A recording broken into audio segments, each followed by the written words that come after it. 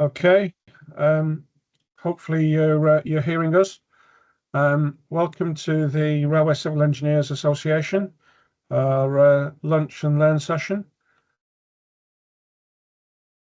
My name's Steve McCormick. I'm chairman of the Railway Civil Engineering Association up until April at the AGM, and hopefully be passing on to some other willing volunteer. I'm also a principal engineer. I work for Network Rail, working on Transpennine route upgrade. This is an online event only. We'll be recording the event and providing links of the recording. Today's meeting covers the subject of security at stations. Just a little bit about us. We were formed in 1921. We exist to encourage the exchange of knowledges and experience between railway civil engineers. In 1997, the RCA became a specialist knowledge society, the Institution of Civil Engineers, and we work very closely with other engineering disciplines within the railway industry. Currently, we have about 450 members, and we have a program of about 18 events throughout the year, which is a mixture of in-person and online events. Link there to the website if you want to find out a bit more about us. In terms of our membership, I like to think in terms of the specialist knowledges, we are, good value. 1850 for ordinary members, 875 for young professionals, 550 for retired members, and free for student members. And there's a link there, QR code to the membership section. If you fancy getting involved, we have committee meetings, online committee meetings, once a month, where we look at future events. Our next committee meeting is on the 25th of March at 5 p.m. Usually lasts about an hour. If you're interested, please email us at the address shown there. Future events, we've got an event on the upgrading infrastructure for the tram train in the Cardiff Valleys. That's on the 27th of March. That's an online event only, and that's from 6 o'clock to 7:30. We've got our annual conference on East West Rail, which is then followed by our AGM. That's at 1 o'clock start at Great George Street. There's a free lunch there for members, so a good reason to join. You get a free lunch. The actual conference itself starts at 2 o'clock and goes on till 4:30. And I say that will be followed by our AGM. That's on Thursday, the 24th of April. It's a hybrid. It's at Great George Street, and it will be online as well. Today's event, security threats can take many forms, from simple antisocial behaviour through to criminality and terrorism. Physical security is the effective combination of measures to deter, delay, detect and respond to security threats. Successful implications of physical security can result in a safer station environment, which in turn can improve the passenger experience and contribute to an improved rail network with decreased fear of crime. Presentation provides advice to those working in the railway station design projects on how to assess, design and implement various forms of physical security measures at stations around the Network Rail network. Today's speaker, we've got Wayne Watson, who's head of security governance at Network Rail. Wayne has worked for Network Rail for 12 years. He started as in telecoms before moving to the technical authority in 2018. Wayne is responsible for direction and delivery of security strategy and business assurance against regulations. Wayne also manages relationships with government departments and regulators and maintenance of compliance. Wayne's going to be supported today by Boaz, who has worked for Network Rail as client architect since 2008. Boaz has been the technical lead on a large part of the Network Rail station design documentation. Boaz has been a registered architect since 1989. And I think that's me finished. So if I hand over to you, Wayne. Thanks very much, Stephen. Good afternoon, everybody. I see some familiar faces on the call, people that I've worked with in the past, so it's nice to see you. I'm currently sitting in Rugby Rock, but in their first aid room, so I'm hoping that nobody needs any first aid and I don't get interrupted. Let me just try and share my screen with you before I begin the presentation. And Bose, I can't see if you're on the call. If you could let me know you're here, that would be appreciated.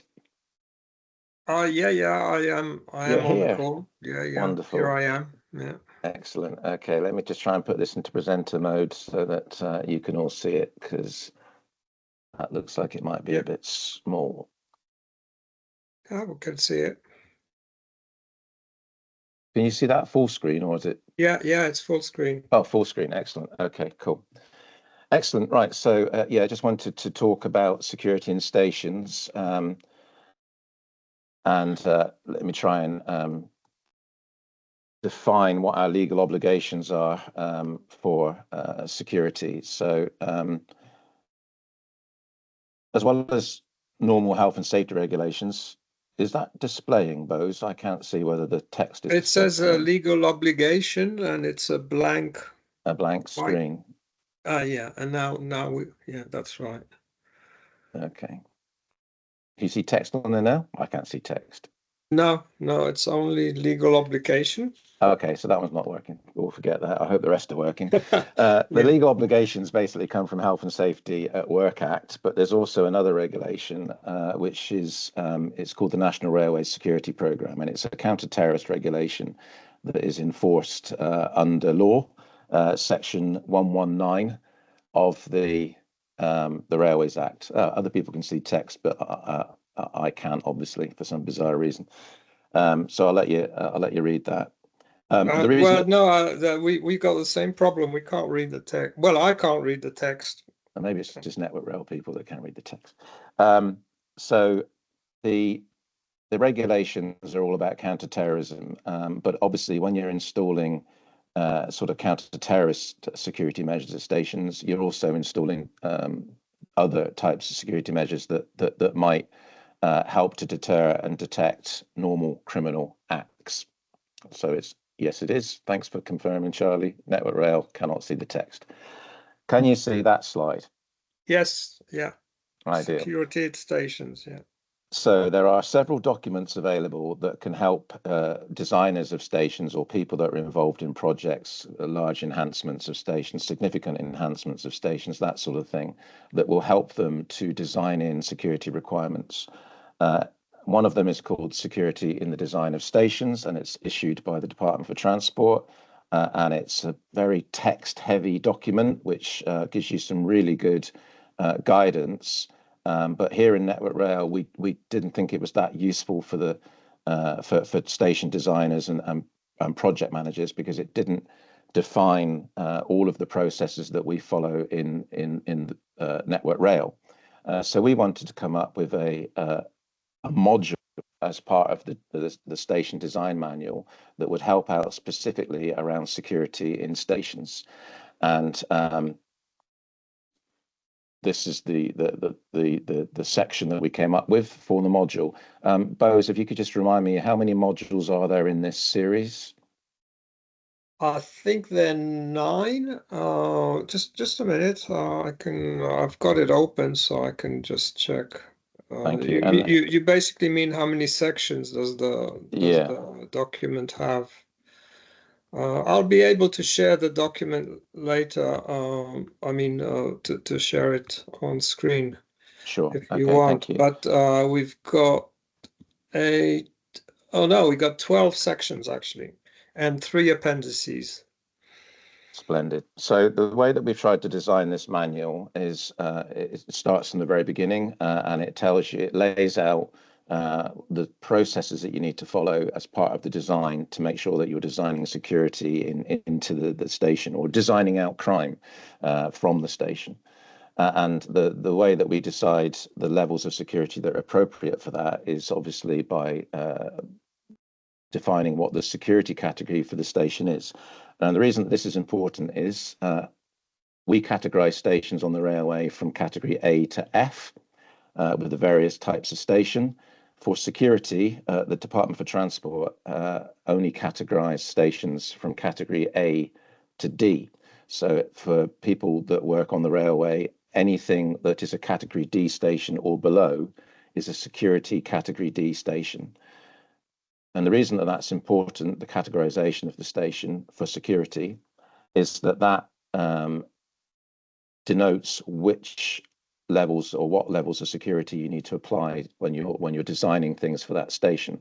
So obviously a category A station, which is a major station, has to have more security controls in it because it's seen as a more likely target than a smaller category D station, which could be a small country station where the threat of terrorism is extremely low.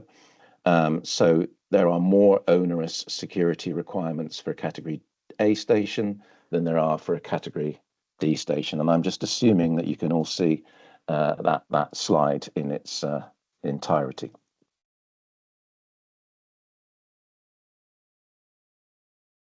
So in the document, what we've done, thank you, what we've done in the document is we've listed out what security requirements are mandated for each of the station categories.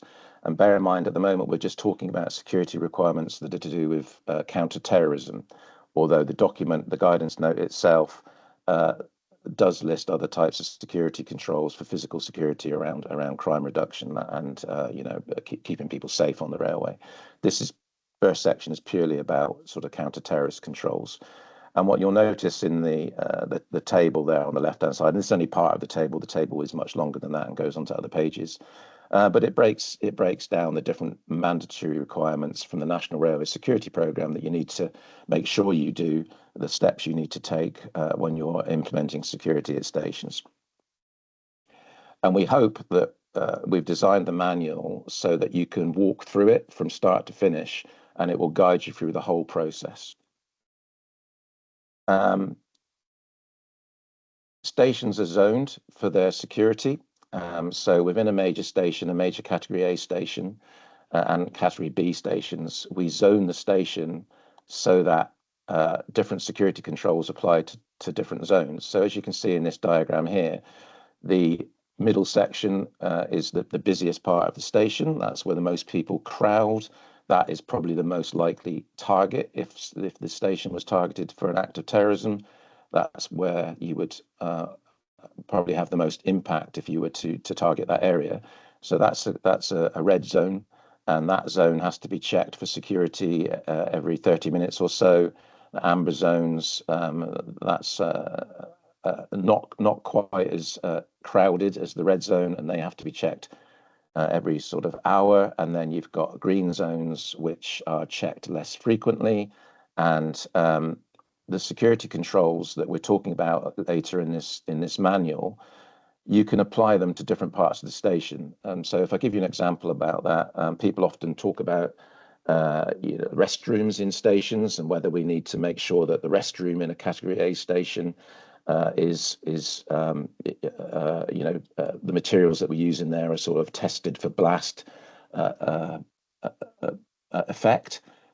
The answer to that, if you read this guidance, is no, because mostly restrooms in stations will either be in an amber or a green zone, and it's really only the red zones that we need to really worry about adding those sort of ultimate layers of protection, because they're the most likely to be attacked.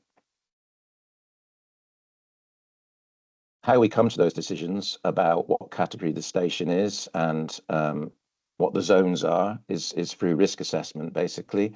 And part of the process for defining what your security requirements are going to be that you design into your station, new build stations or your enhancements at stations, all come down to a risk assessment. And there's several different types of risk assessment that we can apply. But the main one, and a lot of you on the call have experience of these, I expect, is the threat and vulnerability risk assessment, which is conducted at category A and B stations to define exactly what security controls against different types of threat. There are two different types of threat and vulnerability risk assessments. One is purely for counter-terrorism threat, and the other is for designing out crime, so criminal activity. And sometimes what we do is we do both risk assessments at the same time, and we just put them on different tabs of the threat assessment. And there's a template for that available that you can walk through. But it's probably the most important part of the designing the security process. To decide what the likely threats are and how you're going to mitigate those threats through the design of the station. So the guidance note talks an awful lot about counterterrorism and that sort of thing, but that's not all it's about. The guidance note goes deeper than that, and obviously we want people to feel safe when they're traveling on the railway. And part of feeling safe, I think, on the railway is that the environment that you're in is pleasant, feels safe, feels secure. And I think a lot of that comes down to the design of the stations. If you think about some of the stations that you've probably visited, sometimes don't feel very safe and secure. They feel a bit, dark and dingy. And you can imagine how people might feel when they're maybe walking through those stations at night on their own, that sort of thing. So part of this guidance, I think, is quite important, is the bit where we talk about how to design a station, especially new build stations, or how to enhance stations to make them feel like much safer places.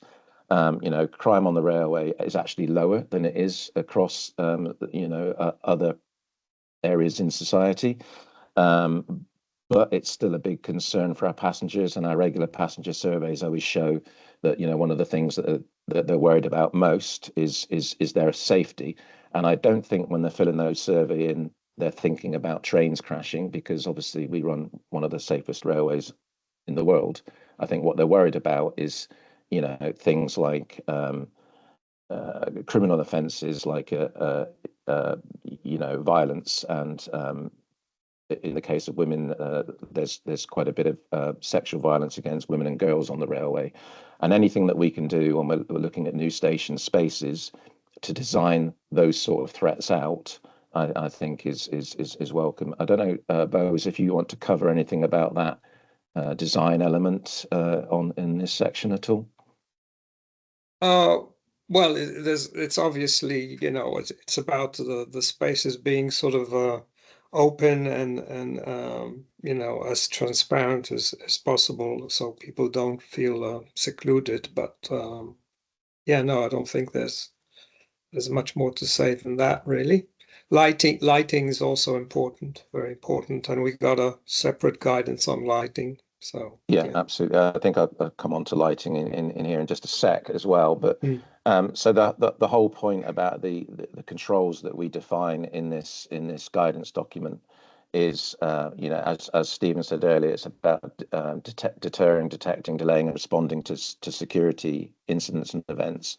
And the guidance covers a whole host of physical security elements that you might think about, things like hostile vehicle mitigation for the outside of stations. Obviously, it's extremely important in the higher category stations to protect the public from vehicle incursions. As you've seen recently, unfortunately, it's one of the preferred methods of attack for terrorists, because it's easy to do, right? Anyone can get hold of a car or a truck and drive it down the pavement, drive it into people, and the effects can be devastating.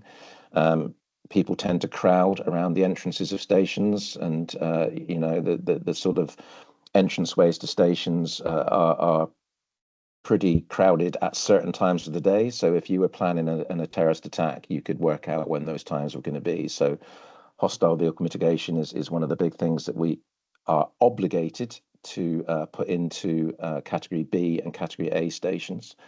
Obviously, protecting the non-public areas of the station is quite important as well. Things like relay rooms that might be on a station, or the back of house areas of a station where we've got essential equipment and people need to be protected. And we use standard loss prevention service type protection to talk about how we're going to deter access into those areas quite a lot in the manual. CCTV systems is covered, obviously, and lighting.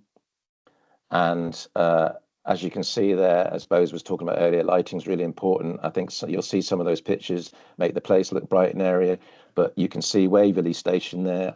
I have to say, I think the Victorians got that one right. That is one of my favourite spots on the railway, sitting in that waiting room. It is light and airy, and you know, I think more modern stations obviously can have the same sort of design effect on people. Hugely important.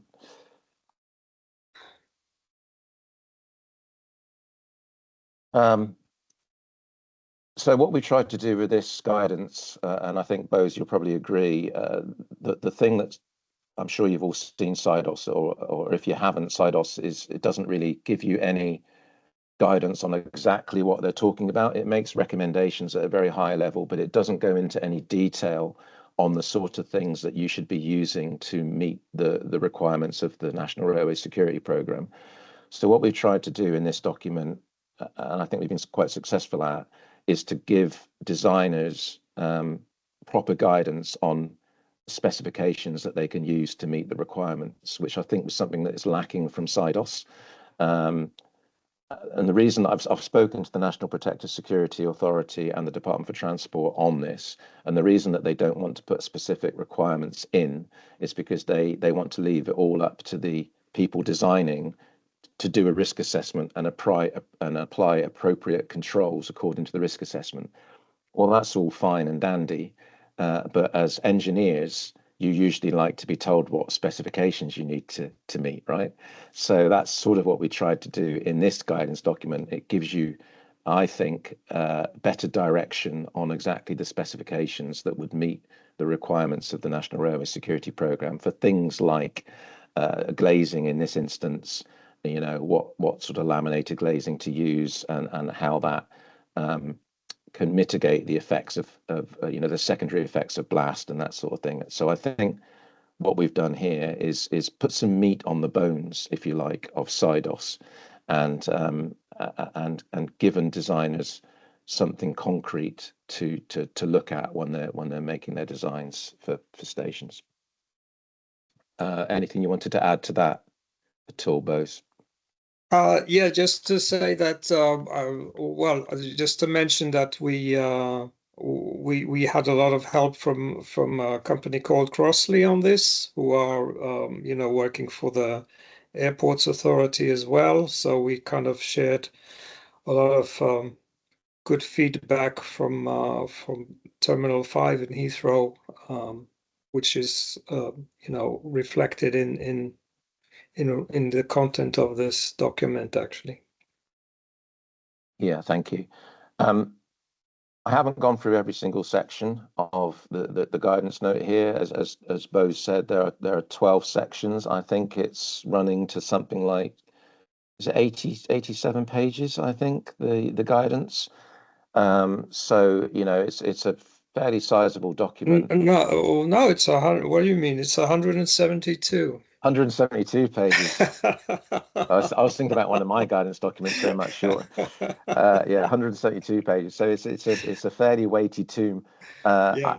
I think you'll find that it's extremely helpful in you know, the way that we've laid it out, and all of the design manuals that Bose's team have come up with are laid out the same way. They're quite easy to digest, I think. Just this page is just talking more about some vehicle mitigation and passive measures. And the point that I wanted to try and make on this slide is, and I'm sure Bose will chime in on this, is when a lot of us think about security measures, you know, fences, gates, hostile vehicle mitigation, and that the image that is conjured up in our mind is often not a good image. You know, they're not pretty to look at, some of these things. You know, a bollard is a bollard and a fence is a fence. And that's not quite the case anymore. You know, there are some really good design ideas where we can actually make security controls that meet the requirements that we have to meet to protect people and you know, make the railway a safer place. But we can actually make those controls you know, look good. We can make people make use of them. So there's a lot of seating now that you can use in the public realm that looks good and it meets the blast requirements, or it meets, you know, hostile vehicle mitigation type requirements. There's a lot of street furniture that we can use that you know, planters and things like that, which make the environment a nicer environment for people. We don't have to put palisade fences up anymore. You know, there are alternatives to palisade that sometimes look almost invisible. You can hardly see the fence from a distance, which I think is a much better idea than reams of palisade. You know, I don't know, Bose, if you want to come on that, because I'm a security guy, right? I just want it to be secure, but the design, the eye of the designer is, I think, is well, what I important. always like to say is, you know, there are some stations that do look like prisons, you know, and there's no reason, there's no justification for that nowadays. I mean, as Wayne is saying, there's so many different types of fencing that are basically more suitable for a station. Yeah, absolutely. So that's the guidance. The guidance is available, like all Network Rail standards and guidance, on the portal. The more observant upon you, well, obviously everyone knows where that station is. If you can spot the security controls in that photograph, I'd be really impressed. There are some in there. But I suppose the trick is, if we make the security controls look unobtrusive, we've done a good job as designers, right? So you've made people feel safe, but you've not made it ugly. So I think that that sort of concludes my bit. I don't know, Bose, if you want to add anything further to what I've spoken about. Yeah, just one thing about CCTV. So there's some photos of King's Cross, some really elegant CCTV installations there. And I don't know, I've recently been to Garforth Station, where there's a new footbridge, and on the lift canopy there were 4 CCTV cameras in front of the lift door, which is just, I don't know how that happens, but yeah. Yeah, I think one of the things with CCTV is, and we do go a bit mad with CCTV at stations. For example, that station there that we're looking at, that has over 1,000 CCTV cameras in it. You know, who could monitor? There's one person in the control room who can monitor 1,000 cameras. It's just nonsense. We need to get a little bit more clever about what we do with our CCTV, and there are some really good solutions at the moment which will, you know, raise alerts for operators, yeah, and sort of tap them on the shoulder and say there's something going on platform 4. You might want to take a look, which is probably a lot better idea than just having someone trying to search for a CCTV system. So there's lots of modern high-tech solutions that we can include to improve security. This document goes through some of those, but obviously technology changes rapidly, and we sort of need to keep on top of it. I think, I suppose, just to conclude before I take any questions, or before we take any questions, is if you need any further advice, or if you're worried about you know, the sort of things that you need to be thinking about at stations or any railway infrastructure, if you come to Group Security in the Network Rail Technical Authority, you know, we're a very small team, but we are very willing to help. So you can always come to us if you need a little bit of guidance. Another thing worth mentioning, I thought, is that we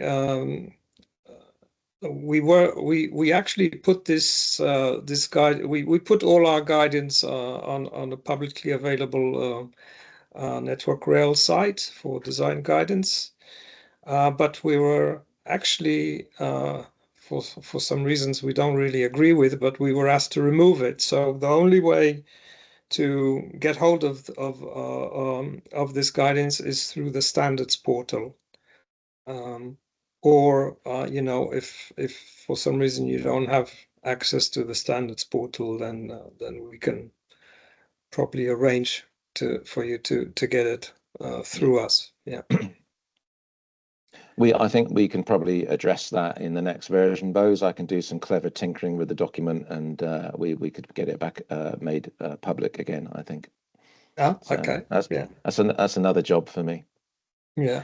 Right, Stephen, would you, I don't know how this works. Do you want to open up the floor to questions? Is there anything that came in the chat that we can answer? I'll stop sharing. Yeah, well, I'll take Chairman's prerogative and ask the first two, if I may. Firstly, I hope it's a fairly simple one. How do you find out what the station security category is? The best thing to do is to ask the station facilities operator. They will tell you what the category is, because they are supposed to tell DFT every year what the category of that station is. If you're building a new station, you just need some projected footfall of what you think the footfall of the station is going to be, and there is a calculator that we can use to tell you what that station category will be. So the project team, if they come to group security or the regional security team in Network Rail, they will run it through the calculator and they will tell you very quickly what the category of the station will be. Okay, thank you for that. Secondly, I had I'm not sure whether you say pleasure or misfortune of working at Bristol Temple Meads when they were doing the roof canopy works. And one of the things is, in terms of, it's fine for permanent works, but in terms of temporary works, you've got to be just as mindful, I think, in terms of temporary works as you are for permanent works. And does the standard actually cover the creation of temporary conditions? Yes, it does. So it does cover the sort of things that you have to put in place when the work's being done. So there's a requirement from the security instructions, the National Railway Security Programme, that says when you're doing a temporary works, if you remove anything like doors, fences, gates, hostile vehicle mitigation, you have to, whatever you do temporarily to protect that area has to meet the same requirements as the stuff that was there permanently. So if you're building a new entrance and you have to, I don't know, take down the HVM and move it further away, you have to try and get hold of some temporary measures that will still protect that area as you work on it. And you have to obviously secure the work site so that people cannot just wander onto it. So there is some stuff in the guidance around that. If you need further guidance on that, though, I've got a document that we have in Network Rail, which is a physical security measures document, which has temporary work site guidance in it, and that is currently being shared on our external facing hub site, which is about to go live, which is a thing called the Integrated Management System. I think it goes live in a couple of weeks. Oh, that's good. One of the things I learned very quickly was, as soon as you put scaffold towers in, you start blocking CCTV cameras. You create effectively blind alleys, which people feel very insecure about. Yeah. So one of the ways around that, Stephen, is each station, category A station, category B station, has what they call a station security plan. So as long as you inform the station manager about what you're doing with your temporary works, if they've got security cameras that are going to be blocked, for example, we can come up with some temporary operational measures to cover that off. So we can say, actually, we'll do security checks in that area of the station more often. To cover the fact that camera's no longer going to be able to see down that part of the platform or whatever it is. So a lot of the security mitigations that a lot of people think can only be handled by a physical security measure sometimes can be mitigated by an operational security measure. We can introduce another process to fill the gap, if that makes sense. Okay, thanks for that. Question here, does the security at station guidance cover antisocial behaviour like fare dodging, loitering, aggressive begging and harassment which detracts from the station environment? To a certain extent, yes. We've covered off some of those aspects in the guidance. I'm not sure if everyone on the call's heard of a thing called the Secure Stations Scheme, which is it's a BTP-led scheme, which is supposed to address that.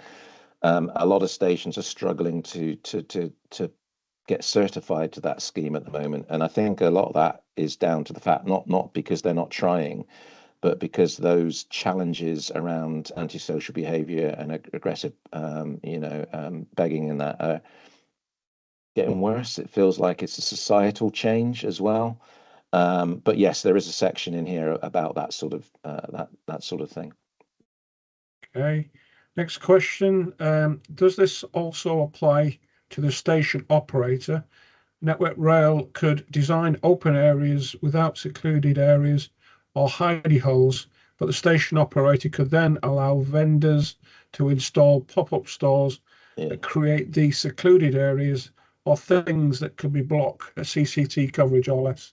Yeah, that's absolutely right. So this is guidance, right? It's not a standard as such. It is guidance, and you're absolutely right. We can build a lovely station, and then someone who's operating it for us could put something, as you rightly say, in the way. They are not supposed to, though, without going through the proper consultation process with the landlord and, more importantly, the Department for Transport. So they could land themselves in hot water if they make the environment worse, security-wise, from a counter-terrorist perspective. For the lower categories stations, sort of C's and D's, not an awful lot we can do about it because the DFT don't see those as priority for terrorism. So what we would probably do in those instances is, if a problem had been created, we would try and solve it. But I would sort of hope that the facilities operator would come to us in the first instance and say, we're thinking about it. And we do work. So I don't know if you know the way that this works, but each of the train operating companies has a nominated security contact, so the equivalent of me, basically, in each company. And we talk to each other. We talk to each other a lot. So if LNER were going to do something at York Station, for example, they would come to us and they say, we want to put this kiosk in over here. What do you think? And we have a chat about it. So hopefully that situation doesn't always arise, but obviously there are times when it does. Okay, and we've got one final question. The Madrid train bombing that took place 21 years ago today involved 10 explosions on 4 commuter trains at different stations. As such, this was an incident that occurred in platform areas on board trains, which in our guidance is deemed less vulnerable. Does the guidance take into account these moving parts and out of station and not just the fixed station areas?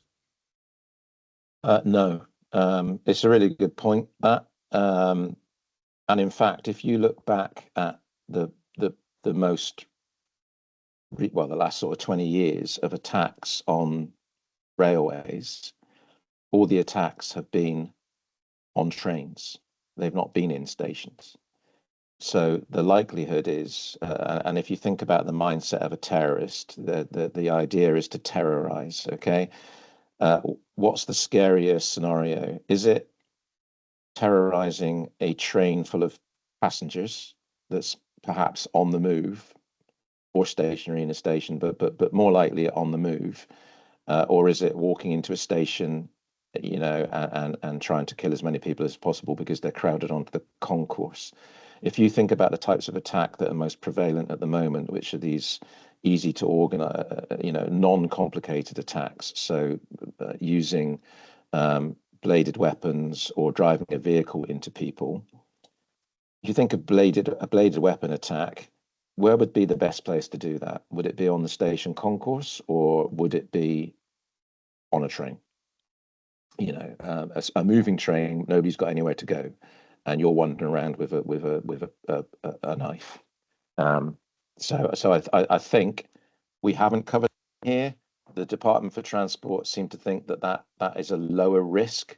I take your point, and that was a particular terrible incident. But no, this guidance doesn't cover stabled trains on platforms with a bomb might go off. Okay. I will say, Steve, there's a few more questions I can see on the chat, and we have 5 more minutes left. So I have a question here from Charlie Hall. What measures are planned to prevent terrorists from using remote delivery robots to deploy IEDs? Yes, so we've looked at that. Believe it or not, we've looked at both that and drones. The use of drones is currently considered by the Joint Terrorism Advisory Committee, I think they're called, JTAC, as low risk. But we are keeping an eye on it, shall we say, and obviously that and the use of drones are on the radar, but there are no concrete measures to prevent that at the moment. I would say I'll disagree with you on that because the Ukraine war has shown the use of drones on the battlefield. Okay, a few others to go through. Sean Dugdale, what's the best method instead of the full TV array used on higher category stations for smaller, lower category stations? Is there a standard array template available? Sorry, say that again. A template for TV arrays. A standard risk assessment template for smaller, lower category stations. Yeah, there is. So we've got a standard TVRA template available for category D stations that we can share if you need it. I thought you wouldn't do a TVRA for category D station. So it's a crime reduction TVRA. Okay, right. Okay. Yeah, so it's about reducing crime, not terrorism. Okay, yeah. Question from Shiva Krishna: how do you use artificial intelligence in security design? Well, yeah, we don't at the moment, I don't think. And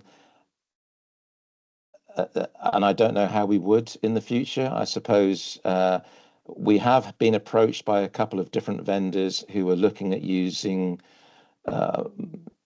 AI modeling of stations to see how things might happen in the event of a blast situation, that sort of thing. That would be something maybe that we would look at in the future, is using AI models for blast reduction, blast effect reduction. I think that might be something that comes along in the future. We're a bit wary of the words AI at the moment, though, because every time we mention that we're putting an AI CCTV system in somewhere, Big Brother Watch goes nuts, and we get bad press. So we are trying to keep, for things with CCTV, we try and talk about machine learning rather than AI, because a lot of the CCTV systems that we use our stations, they're not actually AI systems at all. They're just sort of smart cameras.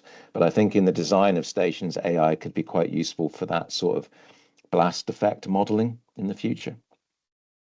Okay, and question from Alex Boynton: there are some security deliverables within the project categorization tool, or PCAT. Has this guidance note been compared against PCAT to confirm if PCAT is still current? I don't know the answer to that. Bose, do you? Sorry, no. We will find out. I think anything else. There's a few more, David, David knows the answer. There's a few more questions here, but I think I'll just go with the last one from Raghu Pedim Setti. Can you please tell us a bit more about smarter alternatives to palisade fences?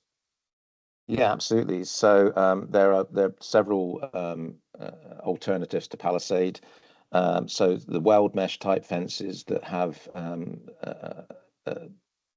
a more see-through, not see-through, a larger mesh, so not quite big enough to put your hands and feet in to climb easily, but they make them easier on the eye, shall we say, than palisade, and some from a distance you can't see them at all. Several manufacturers that make those sort of fences. I can share, if you want, I can share the page on the fencing. If you want. Yeah, if you could do that, Bose, that'd be great. And just for everyone that's on the call, David's just confirmed that PCAT is not current. Thanks, David. And also Charlie Hall asked, is that the TVRA light? Yeah, there is a TVRA light. We've got a template for that as well. Okay. Yeah, so you can do it. It depends on what you're doing at the station. If it's a significant project, then you wouldn't be able to get away with a TVRA light. But if it's a minor change, you can have a light version TVRA, which doesn't take very long to do, and still comes up with practical and proportionate security controls. But I think that brings us to the end of the the Lunch and Learn. Thank you all very much. I'm very sorry we couldn't cover all the questions, and I hope you found this useful. We will be sharing the slides of the event and also the recording, if available, to all the attendees in the coming days. And I hope you enjoyed the event, and please come for future RCA events, and we hope to see you again in the future. Thanks, everybody. Thank you. Yes, you. thanks very much. I'd like to record my thanks to Wayne and Boaz for their time and for a very informative talk. Thank you very much. No problem. Stephen, if those questions that we couldn't answer, if you want to send them over to us, I'll try and answer them in slow time. Brilliant. That's great. Thanks for that, Wayne. Thank you. Thank Cheers you. now.